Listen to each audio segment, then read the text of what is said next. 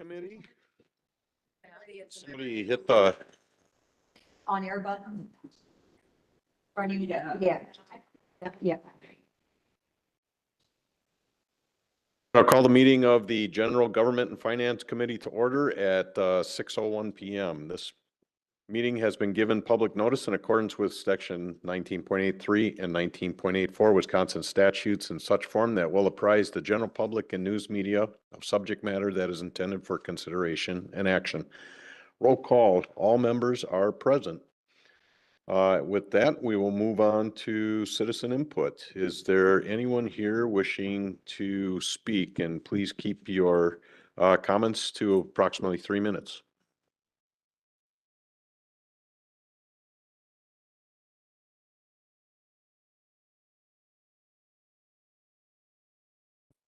Hey, Scott Effley, W159N10514, Old Farm Road, Germantown. I have more comments today than anything. GGF here, I see Matt's here, that's great. I think what would help the committee, this is just me, would be to kind of have a summary report. I know we present all kinds of information, but Matt, maybe you could come up with, 3 or 4 concerns or areas of the budget or whatever it is that you think the committee might be interested in, rather than having them read a lot, because they read a lot already. So maybe that would help. I do see some stuff in the borrowing, and I know last year we didn't borrow because of the bond issue, but some of the stuff I'm a little surprised about. 25,000 to fix the bathroom in Kinderberg. I feel like we should have money set aside in maintenance accounts for stuff like that. We had to know we had an issue over time. That's where you put money away like a sinking fund. That's what everybody does in their own world. So just wondering why we're borrowing for that. I think we should put money aside going forward. Our civic clerk website, I think we need work on that. I look at other websites, and here's the 2 examples. Falls and West Bend, it's beautiful, a lot of information, pretty pictures of the community. I like to see a little bit more of that if we truly have a refresh coming up that I heard. So, and then the final thing that I probably would comment on is the Ehlers investment report. This should be done annually. I don't know when the last time the nice folks were in here, but if they're getting paid to manage the village financing, and I know quite a bit about that. I'm a fiduciary myself. I'm a registered investment advisor, 25 years experience managing money, and I do understand and do appreciate the fact that they're here. The final thing I'll say on that is we get a yield off our investments. They are very conservatively managed. I looked at everything. We get a yield off that. And then where does that yield go? Is it just put in the general fund and used to pay other services is the question. I'm sure the lady has more information. Why might I say that's important? And maybe it's just going to that. Because here's an example. The library fund was money that we got from the library or from the county over 25 years. And it added up to I think it was about $900,000 or so over the 25. They're not contributing anymore. The program is over. So the amount that shows in the library fund every year that never changes is the amount that the county paid to us over 25 years, less the maintenance items, so $838,000. Well, that's still being managed somewhere. There has to be a yield that could be applied to that account at some point. You don't have to do it now in my knowledge, basic knowledge of public sector finance, but if they want to do an expansion, you got to apply some sort of a rate of return on that money that's held for you. So it should be a lot more than $838,000. I'm just telling you that. I don't know how it's applied. Maybe Matt has the answer, but I just feel that there's got to be a rate of return on that $800,000. This last year I was buying my clients short-term treasuries at 4.5%, 5%. So I don't think 1 or 2% spread among very risk-free assets is that much to yield on it. So I'd like to know how that's being managed, and some sort of report with that. If it's going to be applied at some point in the future, where would that be held? So those are my comments for tonight. Thank you. All right, thank you. Anyone else wishing to come forward for public comment?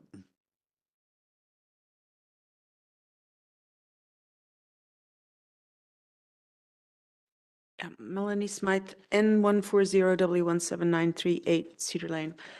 I have my sheet. Just a couple of questions and a comment about the ARPA report, which is great. It's much better. Thank you. It's getting better all the time. So wonderful. Recently at a tourism meeting, a village department asked for funds from that particular organization. And I don't think that it's appropriate at this point for non-businesses to be, non-businesses to be asking for money for that particular group, because it's supposed to be for business, helping businesses promote. And so I'm glad that no action was taken, and I know that it was referred to the attorney for a look as what the policy should be. And the reason I'm bringing it up here is because you are the governance group. I think there should be a policy about that if there isn't one that's clear. It really, the dollars in that particular fund, I don't think are very big in compared to some of the other funds. And so I think it should be kept aside for the nonprofits and for businesses. So I do appreciate the fact that it was kind of put off and not dealt with at that time. So that's my comment about that. One of the other reports that I'd like to see, and I keep bringing this up about a 5-year look into the future for future obligations, tax increases for future projects such as the police department that at some point will have to be done, which as I understand it, it will have to be dealt with by either reserves or general obligations. I do appreciate the explainers that the administrator gives us on the debt and finances and the way the village budgets are supposed to happen. I think they're very helpful. But I also think that this future look of the 5 years of the obligations should factor in tax rates and increases, and anything to do with sewer and water rate increases that we know about because of the work that the Utility Advisory Committee people have been doing. I do appreciate their work. I wish they were meeting more. I think that last year you guys did a tremendous amount of work and it was really fantastic, and I'd like to see more of that. Just a question about, in the reports, it talks about the businesses in the village, and this was, I was looking at the, I can't remember which one I was looking at, sorry. But I would actually like to know, in the businesses within the village, how many actual residents of the village are employed by businesses in the village? I think that would be a really good stat to know. And those are my comments. Thank you. Thank you. Is there anyone else here for public comment? All right. Then we'll move on to consent agenda, the minutes of February 19th, 2024. Approval of consent agenda. I will second that for the approval of the minutes. Yeah. All right, we have a, excuse me, we have a motion to approve the minutes. Any discussion? If not, all in favor, say aye. Aye. Opposed? Motion carries. Unfinished business, item A, American Rescue Plan update and action. That will move to Matthew U. Selding.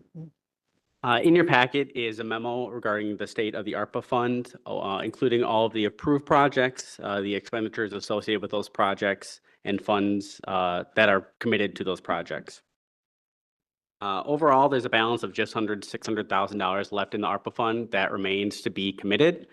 What we're looking for tonight is some guidance from the committee on the projects that are listed under recommended projects. If that's the intent or the direction the committee would like staff to pursue getting bids and quotes for those projects.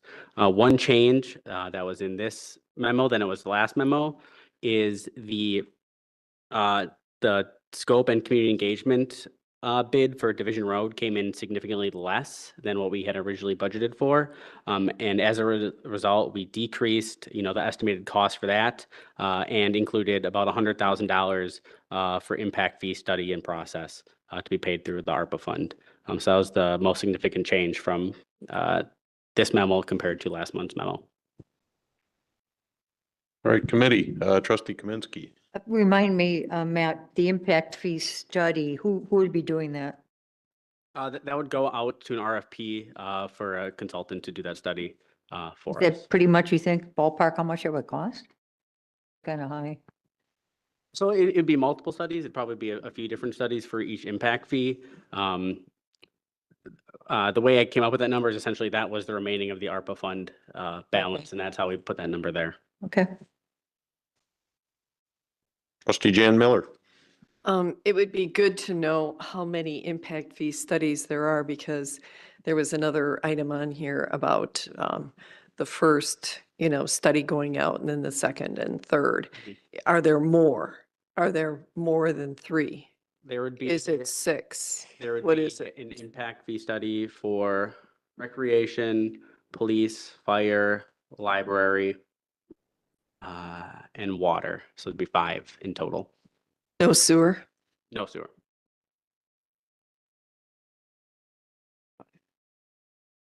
So your guesstimate is 20,000 each? I'm not quite sure what that would cost. I just know there was $100,000 remaining in the ARPA fund, and so we Placeholder. allocated all Yeah. that to those projects. It could be significantly less, it could be more, but we know we have $100,000 available in the ARPA fund for those studies. I understand that. And refresh my memory about this interim market update on the front page. It says $65,000 was already committed. That means it's paid? That was approved in January at the Okay. village board meeting. That is our assessor is going to do an interim market update to get our Oh, the assessment assessor. ratio Okay. back up into a more proper ratio. Right. Okay. And then the $750,000 it has listed Maple and Landon roads, and then it has Highway 167. There are some payouts for that, but would this include all the roads, the 5-year program? What are we talking about here? So for I just that, wanna make I sure. would back away from that $750,000 bucket. That was the original bucket that the Right. village board had approved. Right. You want to spend $750,000 on road projects. Right. As we move throughout the last couple of years, some of that funds have been allocated to other projects. For example, the Axon body camera, that was a 5-year contract that cost just over $300,000. Essentially we took funds that were allocated to building improvements and road improvements, and reallocated those over to the Axon body camera contract. The purpose of that first column is just to show the original allocation. That isn't to indicate how much, is still allocated to those funds or projects. Oh, okay, but the way it is written to me, it seems like it's still allocated for the roads? Mhm. No. No. Now It it was disappeared. originally allocated for that, but things have been repurposed and shifted. So the ones that are approved for the roads are the next 4 columns. Correct. So there essentially there Oh. are two projects under the road bucket, the Maple and Landon Hyssop, and then the Highway 167. Yeah, the Friedenfeld is for the park, right? Correct. Yeah. Okay, and then, so that changes the total on the backside from, last month. Correct. It was, 555,000, Correct. but we don't have, and we have on the, village board, is it village board? We have the actual, Division Road item that's, I think Yeah. that is under consent agenda or it's on the village board. Right. Similarly, the Altbauer tennis courts will be on GGF tonight. So some of these projects, are coming before you. What we're looking for is more just a general direction of, yes, we would like staff to pursue some of these projects, and, get quotes and bids for these projects. Or not, and, direct staff to kind of look somewhere else. well, we need splash pad maintenance for sure. I'm not, sure of the design of the Goldendale Road. But I'm okay with the front page as long as, now let me ask you this. Mhm. You have the building improvements as $500,000. Is that still intact? Nope. So I would look at that again as there's an original allocation to building improvements for $500,000. I would look at the available balance at the bottom of just under $600,000. That is essentially the money that's left in all of the buckets combined is $600,000. And then so if you look at the back page, there's just shy of $600,000 in projects that we have identified for consideration.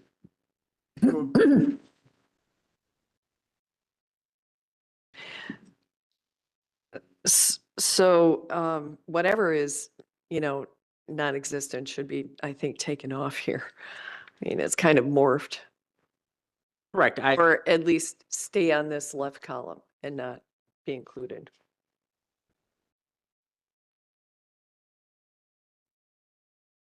So I'm okay with the front page and anything that has to do with parks and the Division Road, Mueller Communications, splash pad, and impact fees study on the back page. Could you explain Goldendale? That's the hiking biking trail, or Correct. you like the hiking biking trail? That's what Goldendale is. That's further You always wanted that. part of the Park and Rec. But this is up at Goldendale It's a trail. Trail. I thought we had monies allocated up there from the TIDS. Correct. There is $700,000 from Right. earlier issuance, I believe 2021 sometime. Right. This would be more of the design and scope, and then we would use, the $700,000 for construction.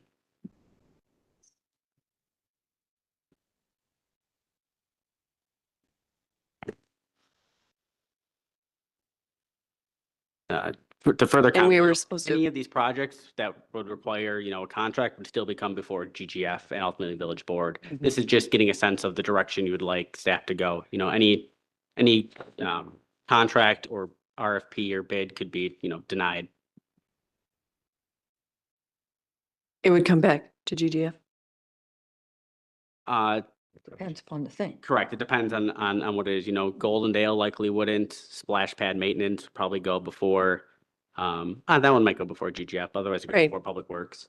Right. And then if they're over a certain, all of these are over this dollar threshold, or go before the Village Board, regardless. See him again and again. We'll see him. And we were going to wait for the public safety feasibility study until after April 2nd. That's what we voted on. So will it come back? We're just proving directionally that these are the Yeah, things we it's want. just a It's direction. all coming back. Okay. It has to all come back because it's not getting a final approval. And it has to go before the board. So it's earmarked like, kind of like the roads were and that was reallocated. So right now it's earmarked for a police department building design, but it could change before that happens. Okay. Well, so you want to crack at it or? Well, my only question was, so we're looking at there's a balance of 599,000 roughly. Mhm. You're asking us to commit tonight to 596,600. Again, it's not being spent on individual one, but this is what we're saying we might have. So it's just a matter of approving that number. That's all we're doing tonight. So Correct. I'm fine with that. Projected We had allocation. asked, I think you or whatever, to make sure we had everything, let's allocate it instead of having the money sit out there. So you've Correct. done that. Yep. So then you'll add dates to this as well. Add dates to the, Backside. on the backside, once they are approved, yes, I would add the date they are approved by. That's what I the mean. Village Board, correct. Is that the Vision Road line? Is that coming up tonight as part of the Vision Road? Or is that something different? Yeah, 31. I thought it was. That's I think it is. Yeah. I mean, I know Yeah. Division Road's up, but that's part of it, right? The, Correct, I believe that's what. This we was the said study. tonight. This The was the study. study to get the community and involved. Miller Yes, this is- Communications, Public Safety, that's It's already been done. approved, right? It's going to be paid out. Yeah. Correct. That contract has been approved. I think originally we had anticipated using public safety budget to cover some of those costs. You know, Yeah, why is it Our here? recommendation is to use ARPA funds to cover those costs. Okay, so when that bill comes due or that, then we can approve those funds from whatever funding source we would like. But right now you're recommending this. Correct. Thank you. Trustee Kaminsky. I think you guys have done a great job honing in on these projects. If you guys will remember back to budget time in August, a lot of these were out there as things we'd like to do. And I remember at the time, we did approve the all-powered tennis courts. We approved that already. That's already been through the village board. And if they, do we have a contract on it yet? Because I mean, some of these things I hope we do, On the that we're agenda. pushing On the forward. agenda tonight. Okay, good. And the only really new ones on here were the Mueller Communications and Splash Pad Maintenance. Those are the only two new ones that I recall, and the impact fee study. And I think this is a really great allocation. And I commend you for taking the time over the past several months to get it honed down to this. I think we're spending that money very wisely. And as far as action, you would like a motion to recommend these allocations for the, as stated? Correct. Yes, please. So moved. Second. All right, we have motion to accept the, or to create the recommendation as stated in the packet. Is there any further discussion? I think we've had a lot of it. All right, all in favor, say aye. Aye. Aye. Opposed? Motion carries. Great, thank you. With that, we'll move on to new business. Item A, request to approve entertainment costs for music at the Pavilion, Germantown Parks and Rec Department. I'll move approval. I'll second. But I do want to hear some Sure. yet. Your presentation. Yeah, very positive, but go ahead, Gil. Basically, seeking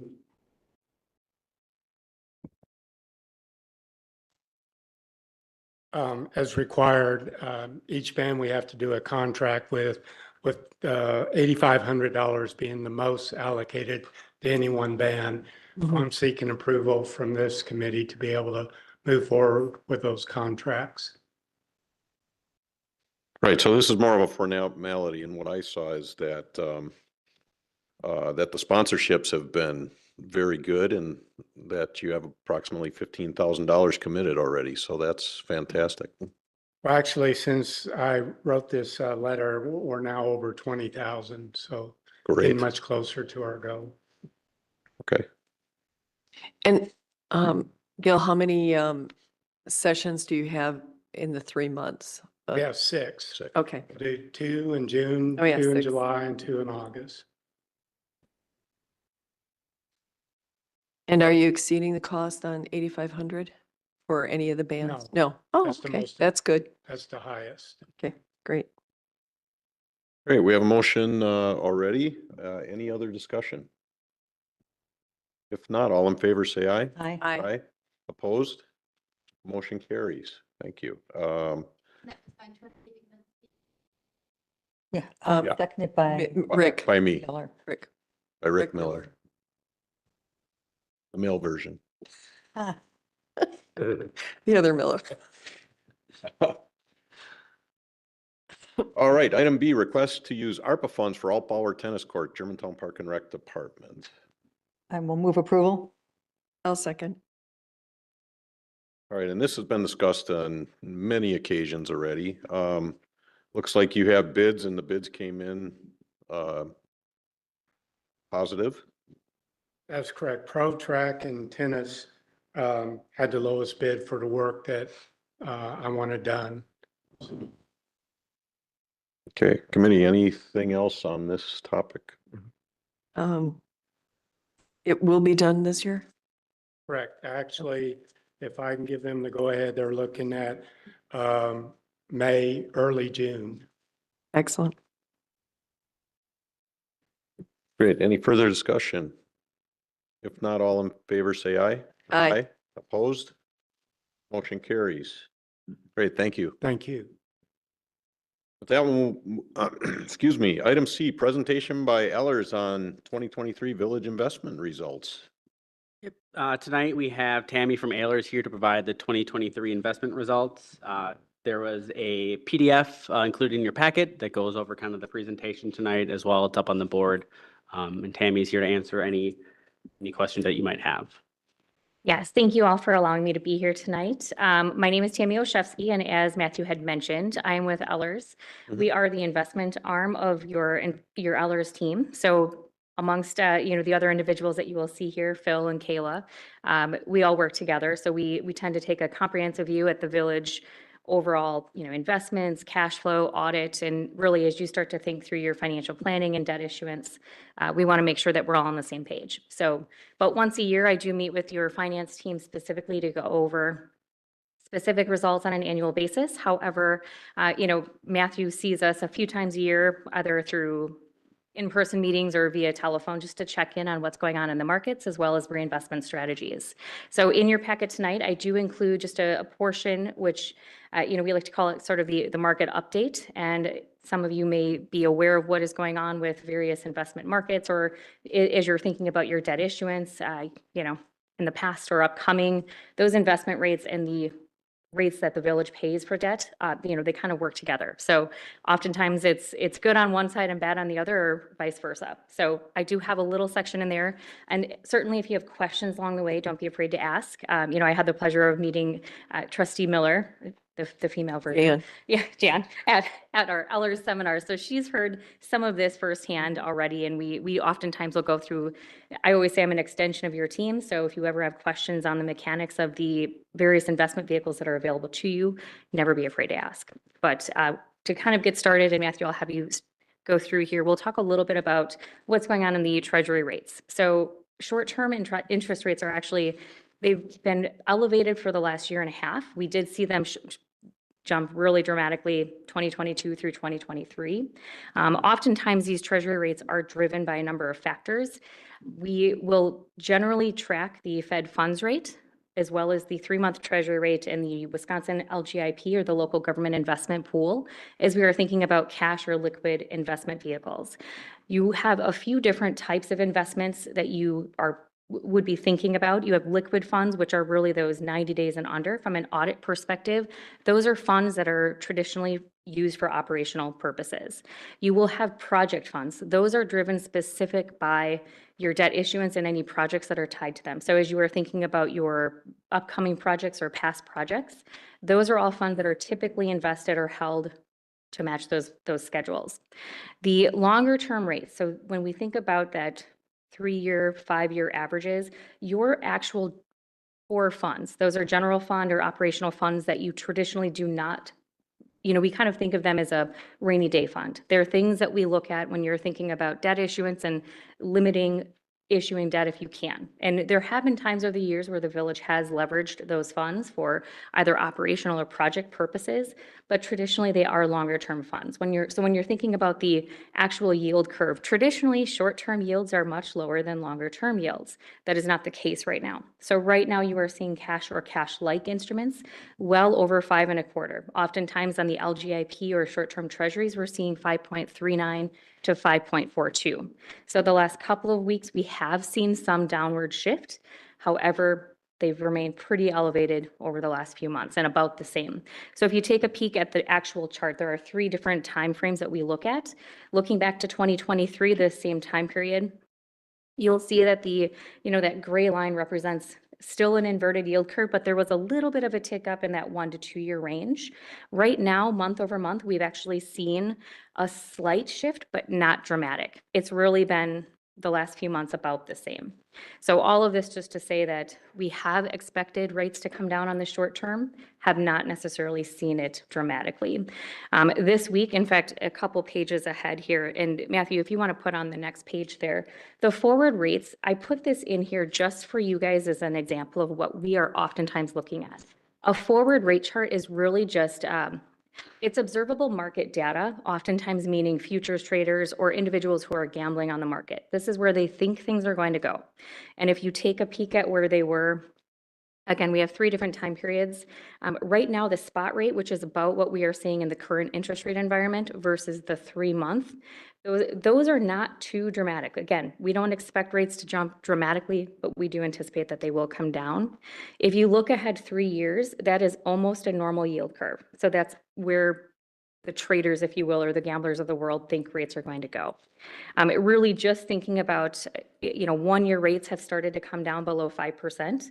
And we expect that some of those medium 1 to 3, 5-year rates are going to also shift, but we really think that we're assuming that those short-term rates are going to come down over the next year and a half. Now, the next page there, as I mentioned, that Fed funds rate. So the federal funds rate is a rate that oftentimes tracks very similar to a 3-month Treasury bill. You'll hear this rate often mentioned in the news, and this rate has driven interest rates dramatically high, whether it be car loans, mortgages, investment rates, you're issuing debt. All of these rates are ultimately downstream impacted by this Fed funds rate.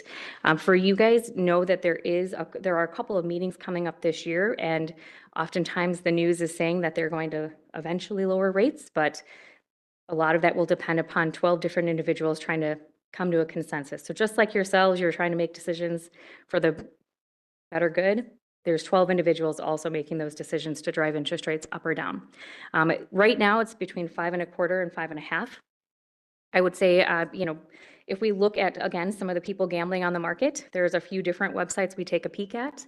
One of them is showing about a 99% chance of the rate staying the same. All of that to say, many of the rates that we're seeing in investment yields or debt issuance yields are already assuming that that rate is going to remain about the same.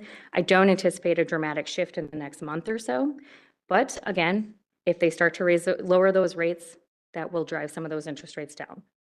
There is a meeting this week, so who knows? I didn't bring my magic 8 ball, but if they, for some fun reason, decide to lower those rates, that could shift some of our recommendations.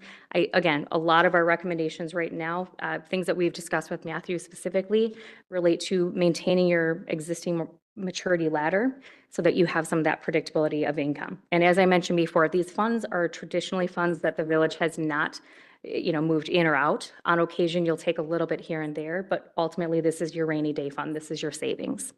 If we take a peek over at the page 7 or slide 7, this I like to include for you. You've seen some of this in the news. Unemployment and inflation, you've heard good things, you've heard bad things. I would say right now it's probably a little overly optimistic. We saw a little bit of a shift in unemployment. However, it is much better than what it was at the peak. So if you look back to 2022, we had some pretty severe numbers. CPI at the time was around 9, and unemployment was also, it had peaked a little over 14. So thinking back in the last couple of years here, we're in a much better place. The economy is looking good. Again, interest rates likely to come down, but no guarantee. So all of this to say, much of the recommendations that we make for the village are based upon either shortening the portfolio to take advantage of rising interest rates or lengthening it to protect or hedge against declining interest rates environments. Now, if we go to the portfolio summary, so we'll talk about your general fund portfolio separate from your debt proceeds. Reason for that, those debt proceeds are going to look really, really good right now. As your constituent had mentioned, short-term rates have been great, right? So short-term rates are well over 5%. That portfolio has a different duration target or maturity schedule than your longer-term core funds. Our overall, when we are thinking about how we work with the village, we always are looking at your investment policy as well as state statute. So under statute, as I mentioned, you are limited to the investment vehicles that are available to you. Our goal is to get you an investment yield that is attractive or optimal, while also having a keen eye on that safety of principal with liquidity as needed. So your investment policy, making sure that your cash forecast looks good so that you don't get into a bind, right? So from an operational standpoint, we want to make sure that you have the cash available as needed. You certainly have access to these funds. They are marketable securities. So if something happened catastrophically and the village suddenly needed $10 million, you can call and we'll liquidate your investment holdings. Traditionally, we offer investment options that are they're marketable in the sense that you can go out and liquidate them. Some are more liquid than others. So we'll talk about that in a minute, but really your investment plan or strategy has been that buy and hold. So we look to investment vehicles that are safe. They're traditionally low risk with some form or fashion of guarantee or insurance. And of course, we want to make sure that as you are thinking about how that works within your liquid funds, we have a keen eye on your banking as well. So from a cash flow perspective, your accounts are linked right to your bank. If you need funds, we make sure that you have them available. If we take a peek at the objectives, and this is traditional across many municipalities, safety, liquidity, and yield, and really it goes in that order. So as much as I talk about, your bond proceeds has had a much more attractive yield than your general funds, a lot of it is just the timing. And we don't gamble with municipal funds. These are public funds. We look to keep them very safe and low risk. When we think about the investment vehicles that are available, we like to make sure that the village has a variety of options. So if something were to happen and you call and Matthew says, hey, I need to raise money to pay for whatever event, we can look across the portfolio, and at any given time, because they are marketable securities, they do go up in value. So when I say that we purchase them and we recommend a buy and hold strategy with fixed income investments, so thinking about CDs or treasury securities, agencies, municipal debt obligations, you are buying them. They are a fixed price, so you know exactly what you paid for them. You know what the face value is when it matures, and you know what the income is during the holding period. So it makes it sound simple, but of course, it does go up and down in value during that holding period. So having a variety of investment vehicles allows us to look across the portfolio and determine if we needed to liquidate something, which would be most advantageous, or at least if there's no loss in the portfolio is really our goal. Now, if we look at that next page, page 11, this is your general fund portfolio. So you will see there that we traditionally are looking at, right now your portfolio is heavily weighted in CDs as well as government agencies. You have some government bonds, so those are just treasury bonds. You also have municipal bonds. Now, municipal bonds are debt issuers just like yourselves. So we are traditionally looking at highly rated municipal debt obligations that carry some form of, oftentimes just like yourself, full faith and credit of the underlying municipality. U.S. government obligations have the full faith and credit of the U.S. government. If we purchase certificates of deposit, those carry FDIC or NCUA coverage. That is an insurance limit, and we look to make sure that your CDs are under that limit. We also will work with local banks or regional banks. So in the event that you are purchasing CDs, we are making sure that your insurance levels are below that amount. Government agencies, there are two distinctions there. We do make sure that there's a balance between the ones that carry the full faith and credit of the U.S. government, as well as those that have an implied guarantee. So they are traditionally public and private entities that are serving a public purpose. The government would not want them to fail, so they would want to make sure that their debt obligations are covered. So you have a variety of those investments within your general fund portfolio. If we take a look at the weighted averages on the left, you will see that the average yield in the portfolio is 2.35%. That does not sound exciting when you're thinking about short-term rates being over 5.25%. So rest assured, we do check the portfolio a few times throughout the year to see if it would make sense to replace or swap an investment. But as a municipal entity, you also have something called your audit. So on an annual basis, we are required to report to you if you have unrealized gains and losses. If we actually liquidate holdings, you may have a loss in the portfolio, and we would look to recover that in the same audit year. If you are not able to make it up in the same audit year, or to replace it over an agreed upon time period with income, it generally is not advisable to replace it. So that's oftentimes what we say a buy and hold strategy makes the most sense for a municipal portfolio. You know exactly what your holdings are, and you may not be timing the market, you may not be always beating market yields, but it does have an average from a historical perspective. So Jan had asked me to go back, and I did look through some of our year-end reports over the last handful of years. One of the things to think about, just as an example, the LGIP, if we take a peek back at, and I didn't include this, I apologize, I kind of thought about it after I'd already sent Matthew the packet, but I did pull out just for your records, if you will, the LGIP during the time periods that we looked at. So if I look back at, let's just say 2019, the LGIP was at 1.64% at the end of the year. Your portfolio was at 2.11 as an average yield. So again, nothing exciting. If I look ahead to 2021, the LGIP was at 0.06. So that was a pretty dramatic drop in the market. Your average weighted yield, 1.01. So again, nothing really exciting, but kind of that steady Eddie portfolio. The goal is that predictable income. Looking at this year, your LGIP is at 5.39% at the end of the end of the year, and your portfolio is at 2.35%. So part of it is when the LGIP or the short-term rates jump up in relation to the market events, your portfolio may lag behind, but when they come down, it does stay pretty stable. So the income year over year has been around that $200,000 for the last, since like 2018. So our goal is really to get you that predictability of income so that the village can plan for this money and budget for it if they choose to. Now, if we take a peek, two other things I want to highlight on this page for you. The fixed income totals. So as I had mentioned, you have face value, you have what you paid for a security, and then you'll have market value. So you will see that those numbers are separate, they're different. There is a net unrealized gain loss that just represents the fluctuation of the market value from essentially what the face value is. That is unrealized. So long as the village doesn't go liquidating their entire portfolio, you will not realize that loss unless you were to actually do so. So it's really just a number from a transparency standpoint. It's important that your constituents know if you had to liquidate it, that's what the village would ultimately walk away from. Now, the cost versus the face value, that would represent if you have a gain in the portfolio. So at times there will be an unrealized gain, at times there's an unrealized loss. Just to give you an idea of how that looks. Your 2023 income, so those are coupons that you actually realized in the portfolio, is just over $250,000.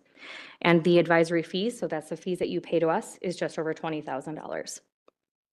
Now, from a fee standpoint, just so you know, your fee has been between 0.17 to 0.18% every year. That's about the average of the portfolio.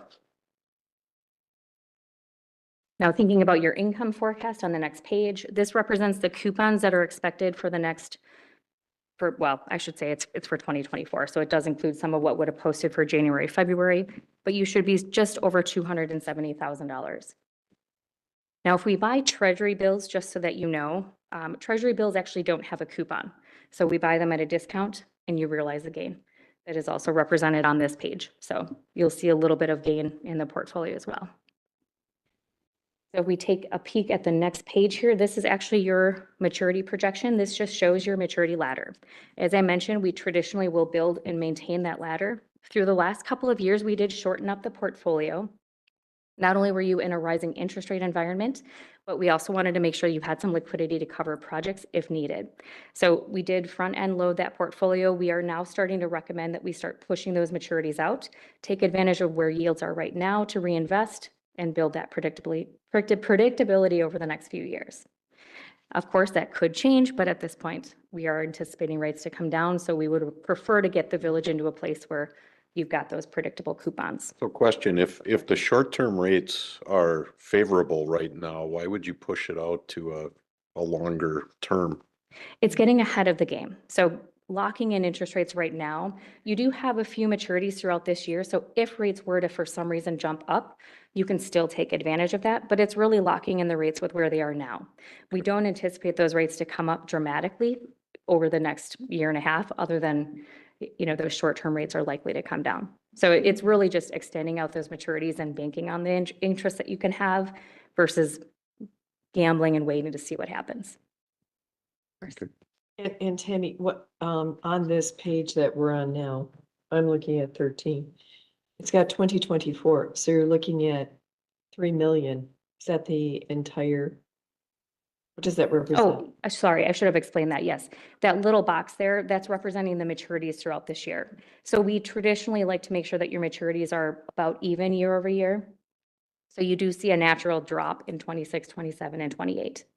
So as you have maturities, we will recommend that you reinvest them likely into that 26, 27, 28 timeline. And that would just fill out that ladder and kind of even it out. So the ladder previously would have been in that $3 million range? It actually, so year over year, we had kept it around $2 million, but the last couple of years we did front end loaded. And all that means is we kept it very short so that you could take advantage of the rising interest rates. And the income off of this, the interest income of all of these investments is about $200,000 to $250,000. Correct. Over the last handful of years, it's averaged about $200,000, give or take. Some years you've got higher amounts, a couple of years you're a little lower. And how long have you been managing the fund? So this particular portfolio was managed by my predecessor until 2019. Yep. And then I've actually worked with Ellers for a little over 8 years. I've been in finance for almost 20, but with Ellers for about 8. And my predecessor had managed the portfolio since about 2012, I believe, November, December of that year. So Ellers as a company has had this portfolio in the village of Germantown since 2012. Correct. I believe it was November. Yep. Any other questions on the general fund? Otherwise, we can move on to the really exciting part of the evening, debt proceeds. Now, your debt proceeds come with a handful of responsibilities for your finance team as well as yourselves. When you issue debt, you are paying interest on it, and you just always keep in the back of your mind, you can't earn more than you are paying on the debt, and that's called arbitrage. So your debt proceeds are traditionally managed to project schedules or kept very liquid. As a result, your average yield is about 5.13%. So it sounds very good compared to the general fund, but of course, it's because it's been very short term.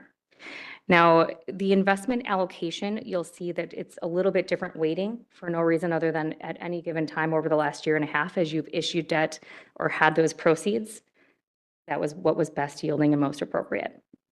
Now, the actual par value versus the cost, you'll see that there is a potential for gain. And a lot of the reason there is because we actually bought many treasury bills over the last year. They just were the most advantageous and liquid option for you. Right now, the actual debt proceeds portfolio has an unrealized gain. So as you'll see, that's a stark contrast to your general funds portfolio. And much of that is just due to the length of term of those holdings. Your actual income for 2023 was just over $975,000. The advisory fees were just over $19,000, or just under $20,000, I should say. Now, of course, these are designed to match the schedules of your upcoming projects, so we are anticipating most of it to be spent this year. If you issue new debt, we traditionally will recommend that you also look to a fixed rate portfolio so that you can plan for the income for your projects. So much of the income that you have earned on this portfolio is being used towards project expenses. Now, also, as it relates to arbitrage compliance, you have to spend the money as quickly as possible. So we traditionally recommend that you try to spend your debt proceeds as they come due with your expenditures to match those up. And if you have any lingering funds or residual funds after your projects are all done, never the case, but if that happens, it goes towards your debt service reserve. So you have funds to cover those interest payments in the future. Looking at the actual income forecast for 2024, you'll have $670,000 in gains and coupons. And then on that last page there, that page 16, you'll see that most of the maturities are happening this spring and early summer. And really on the final page there, it's just a summary. Right now, your core funds, we're looking at that 2 to 5 year range for reinvestments were advantageous. We are recommending that limiting idle cash is always a recommendation, but right now, the village has not been punished for keeping extra cash laying around or having idle funds. As you head into an interest rate environment of decline, we recommend that you start to lock in some maturities that will make sense for operational cash flow. So that's really the one thing that we would recommend that, it hasn't been a problem in the last couple of years. If you could sit on extra operational cash, it's great. We are recommending that you be more strategic with that. As far as policy decisions with the Fed funds rate, as I mentioned, we expect that rates will come down in the next year and a half. The timing of that is not guaranteed, but likely this year they're saying June. So if that rate does come down, that is really a signal to start lengthening out those maturities. So from a timing standpoint, that's really, you're almost too late if you wait for that. Now, any questions on the two different portfolios? Did you, Go ahead. did you speak to, maybe I fell asleep, page 6, the federal fund rates? Oh, I just touched on it. So Oh. the Fed funds rate, as I had mentioned, right now it's 5.25 to 5.5. Right. And you will see that the target right now has been very elevated. It's been about the same for the last few months, and that really is driving those short-term interest rates. to be high as well. So Okay. when you think about the LGIP, which is your Wisconsin local government pool versus the Fed funds rate, they almost track identically. So that's really you'll see the blue That's and the orange. Yep. point. Okay. Yep. Sorry, I did touch on it, but I probably didn't tell Matthew to stop on that page. So when you're investing, your company is investing our money, correct? Correct. And is it all in the Wisconsin LGIP? No, the LGIP is a variable rate investment vehicle. We use it as a cash track. So if you were thinking about where your idle funds or cash rates should be, it should track very closely to the LGIP. Okay. Your actual investment rates or yields over that time period, we try to be as much ahead of that as possible. So Okay. one of the things that I had touched on, and it is not included, I can also send it to you guys. I will send it to Matthew. That LGIP rate versus what the year-end rate for the village has been over the last handful of years, the goal is that the village should be above that. And Okay. this year it is not, but when it was near zero, you were. So it's kind of making sure you're right in that median range. So tell me how this, because I'm newer to GGF, the relationship between Ellers yourself and Matthew is. So do you come in and say, Matthew, we need a meeting. Your funds are going the wrong way. We need to make some changes. Or does Matt come to you and say, we have these projects, we need some money. Can you help us out? What do you think we should touch? Good question. It's a little bit of both. So with your debt proceeds, oftentimes it's a combination of myself and Phil and Matthew discussing what the projects look like, what the timing of funds would look like, and what the investments would match to. With your general funds, traditionally, we are reaching out to Matthew on a periodic basis and either making recommendations for reinvestments, or as I had mentioned, if there's opportunities to swap out investments. It doesn't happen real frequently, but we will recommend that on occasion.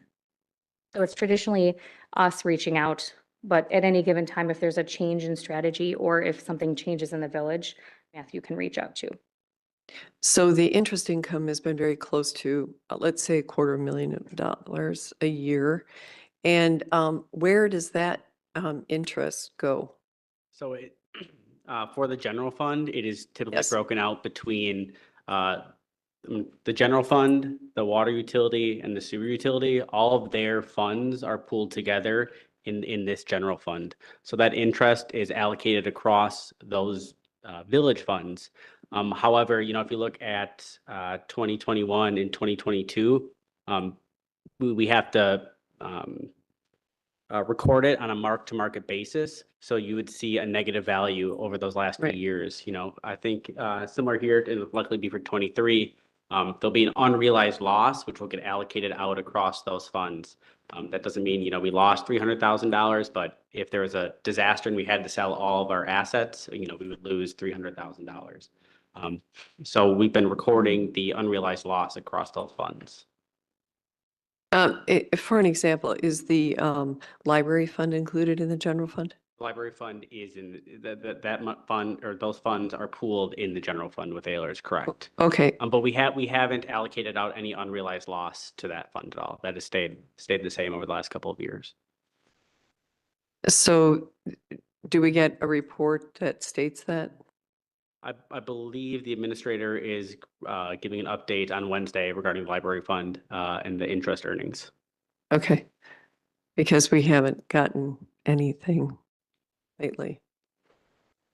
And when is that recorded? Is it on an annual? I thought you were getting reports on a monthly basis. We get statements on a monthly basis across, the general fund, debt service, and there's some other smaller ones related to bond proceeds, but we should try and record them at least quarterly at the bare minimum. So we should expect an update quarterly. Correct. And from an audit perspective, as Matthew had mentioned, we actually do provide, it's a GASB 72 report that your auditors will leverage to report, across the various funds, if they're the types of investments, ratings, and if there is that unrealized gain or loss. And at times, so it's important to be very distinct when it's unrealized, because at times when there's an unrealized gain, so in 2019, you had an unrealized gain, that is not actually money that you would use towards a budget. It's not money the village is going to realize. Whereas the income that posts, that gets put back into the account and reinvested as part of the cash flow.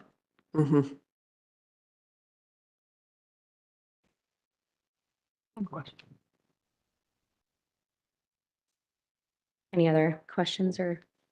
Trustee Kaminsky. You done? Right. Okay. Just a question for people who are watching this meeting on cable. Could you explain how and why we're limited to how we can invest our funds to keep the village funds essentially safe? Oh, of So course. we don't go crazy. Right, right. No, I get asked that question a lot, actually. But the village funds are actually limited by state statute, and it's 66.0603, in case anyone wants to go out and Google that for fun reading. And really, the limitation is designed to, it's public funds. So they're taxpayer dollars that you are entrusted to manage appropriately. So there's some prudent factors that come into that. It's making sure that the investments themselves are either guaranteed, insured, or provide some level of minimum credit rating, or that we are looking across the various investment vehicles from a maturity level. So for example, if you are buying debt obligations of other municipalities, other Wisconsin municipalities do not need to be rated for you to invest in them. But if you invest in, say, Illinois or Minnesota, we are looking at them to ensure that you have the top 2 rating categories and that it matures within 7 years. So it's keeping it very low risk from that standpoint. Village investment policy also can further restrict those investments. And traditionally, we would not invest in mortgage-backed securities or things that are of a riskier nature. But it's really policy, the investment policy from the village as well as statutes. Committee, anything else? Just one quick question. Does the investment portfolio, you said Phil works on the debt portfolio, so you do confer? Yes, so just to give you an idea of how Phil and I operate, Phil is what we refer to as a municipal advisor. Technically, I'm registered as a municipal advisor, but I do not act in that capacity. I'm an investment advisor. We are both fiduciaries for you, meaning that we put your interests above our own. So when Phil is working with the village and trying to determine the levels of debt issuance that are applicable or appropriate under statute or based upon your projects or cash flow, he is acting as a municipal advisor. And then when when you issue debt, you get all of that money at once. We take those funds and we invest them until you need them for your project. So he and I will confer oftentimes ahead of time. So if for some reason we know that interest rates are going to be elevated and you are issuing debt, we can get you a pretty solid income number and you are able to actually adjust your debt issuance to account for that. Okay, that's good. Anything else from? I don't think so. Thank you very much. Appreciate that. And if questions come up after I leave, please let me know. Thanks.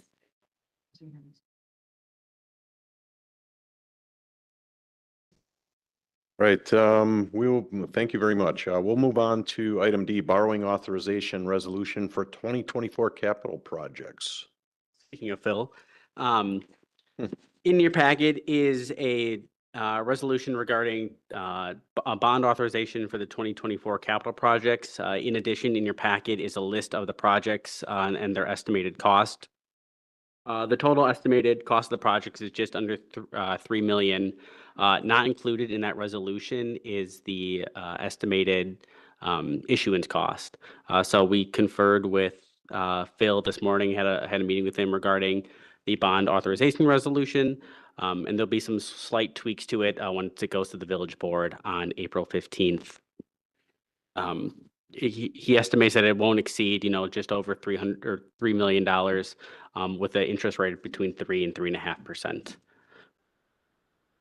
And these are all the items that were on the capital borrowing portion of our budget. Correct. Last fall. Correct. For 2024. And this will go on to village board, correct? So we Correct. can, We're going to bring the bond Yeah, this authorization to the village board meeting on April 15th. and we can still make changes then. Correct. You Yep. change the dollar amount. Absolutely. We need a motion to move it forward to the village board. Also move. I'll second. We have a motion to move this forward to the village board. Question? No, that's a comment. I think it's more appropriate to have the entire village board drill down on this if we want something to leave, as opposed to just the 4 of us. So I think we should just move it on and then deal with it when it's on the next agenda as an item. I agree. And then will Phil be at the April 15th meeting then? Yes. Okay, that makes sense. Any further discussion? If not, all in favor, say aye. Aye. Aye. Opposed? Motion carries. Item E, do you have a suggestion, Terry? I do have a suggestion. Can we postpone this until our next meeting with the interest of time? I'll make that as a motion. Second. All right, a motion to postpone item E, annual HR and communications report until our next GGF meeting. Any further discussion?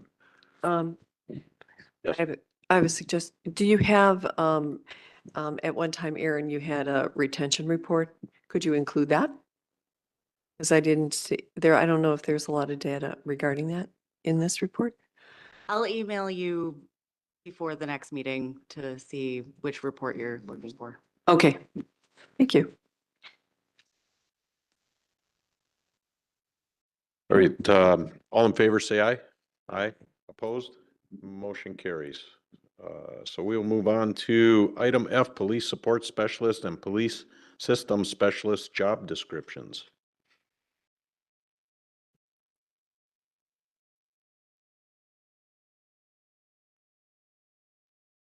They took your mic, chief.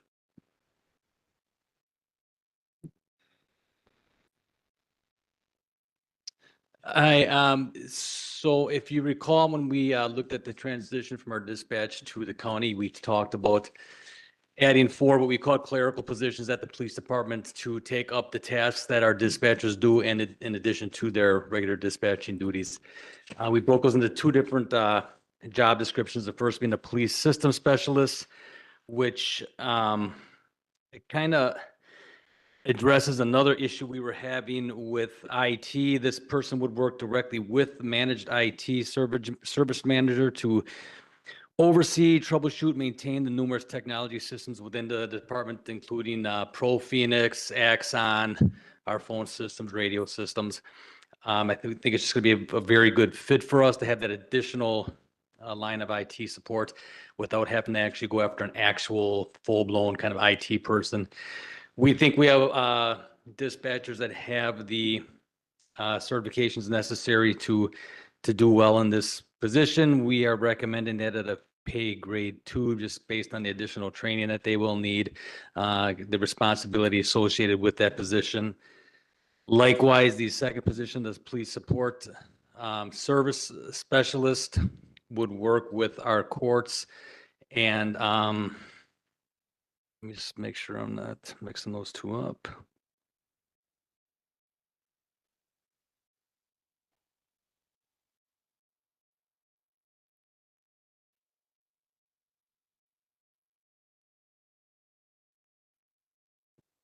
While you're looking that up, chief, can you tell us, or Aaron, maybe you can tell us what the range is for pay grade 2?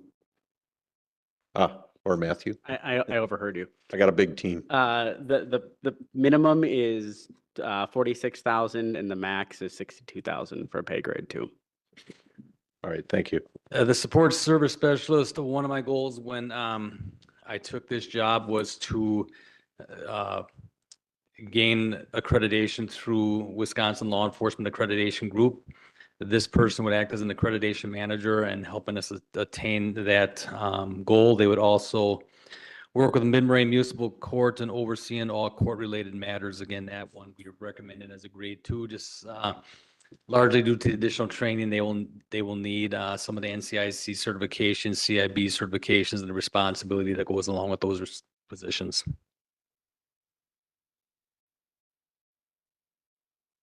All right, committee, any questions? Trustee Jan Miller? Are any of these positions full now, or are we changing the whole scope of the position? And none of these have been Right, offered yet. They are in the budget for 2024, good. Thank you. but our dispatchers are still doing their There. dispatching duties. Okay. So until that would happen, so the Appreciate it. transition would happen, they would still do their Transition dispatching out, yeah. duties. Yeah. So the transition's going to take till about 2025. It- Good. For the full transition to Yeah. take place, yes. Okay, great. Terry, do you have anything? Okay, with that, I'll entertain a motion to approve these two job descriptions. I'll move to approve item F, police support specialist and police system specialist job descriptions. Second it. All right, a motion, any further discussion? If not, all in favor say aye. Aye. Opposed? Motion carries. Thank you. Thank you. All right, we'll move on to reports. Should be able to go through these fairly quick. Accounts payable reports, any questions or for the staff?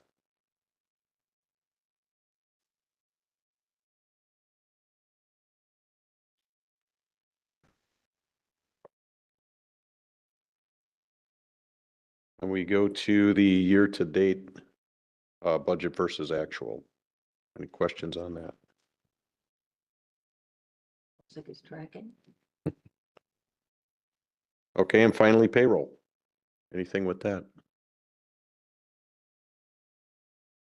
Excellent. Great, that concludes all the items on our agenda for tonight. Our next meeting would be scheduled for mid-April, which would be April 15th would be our next meeting. Is that okay with everybody? Sure. I will be here, yeah. Okay. I will be here for that day. Yep. Oh, you will be here for It's my the last day. last day. All right. Great. With that, we will adjourn and give us just a couple minutes before the village board meeting gets set up and ready to go. Thank you.